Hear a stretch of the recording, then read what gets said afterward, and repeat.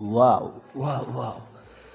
Comment ne pas commenter ce match? Vraiment, j'ai vu les deux matchs, hein, que ce soit celui du Sénégal contre la Guinée ou encore le match de la Gambie contre le Cameroun, mais c'était tellement chaud.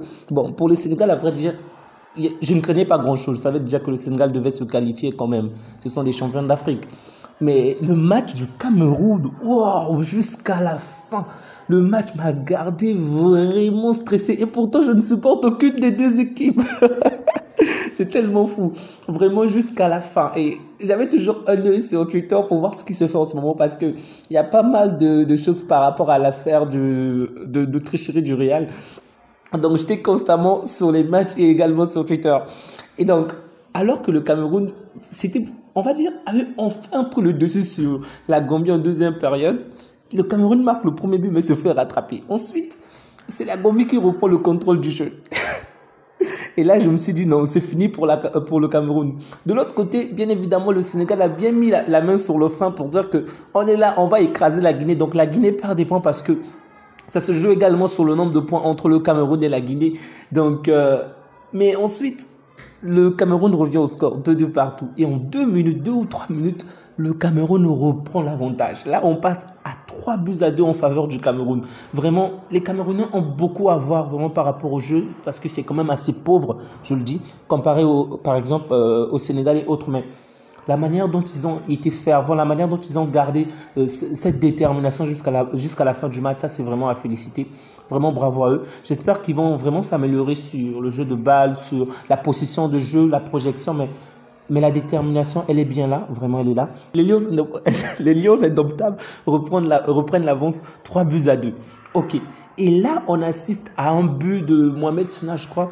Bon, un but sur la main, ok.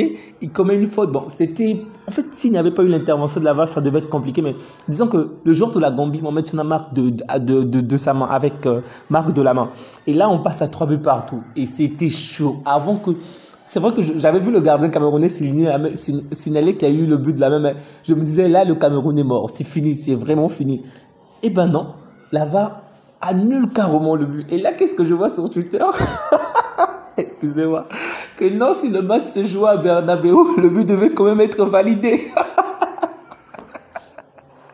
Non, les gens sont vraiment des provocateurs. C'est vrai que les grandes équipes bénéficient de l'ère d'arbitrage, mais tout le monde sur Twitter est en train de tuer le Real en ce moment déjà, puisque si vous ne le savez pas, c'est que même Laporta, le président du Barça, a porté plainte contre le Real et il y a pas mal de audios qui ont fuité concernant les échanges entre les arbitres du VAR et celui qui était sur le terrain. Apparemment, il aurait ignoré carrément une faute. Donc, en ce moment, ça se clash vraiment sur Twitter. Donc, d'un côté, le match m'a tellement passionné. De l'autre côté, Twitter était tellement drôle. Bref, j'ai vraiment aimé ces matchs-là. J'espère pouvoir mieux débriefer la prochaine fois pour les prochains matchs. J'ai juste voulu parler de ce match parce que ça m'a vraiment gardé en haleine jusqu'à la fin du match. Et du coup, ça m'a vraiment fait plaisir d'en parler.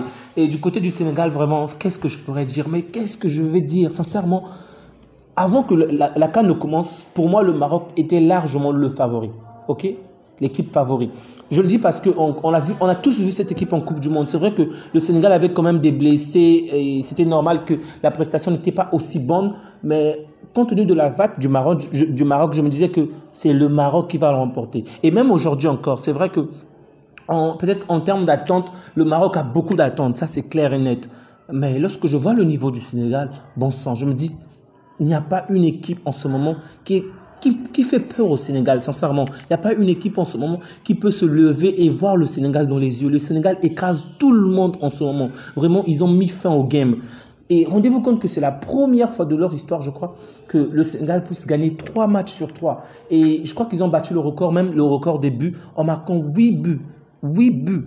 Et la seule équipe qui a réussi à marquer au Sénégal, je crois que c'est seulement le Cameroun depuis le mois de septembre, sans erreur de ma part. C'est quand même choquant. Bravo en tout cas aux Lions de la Teranga. On se dit à bientôt pour la suite. Prenez bien soin de vous. Au revoir.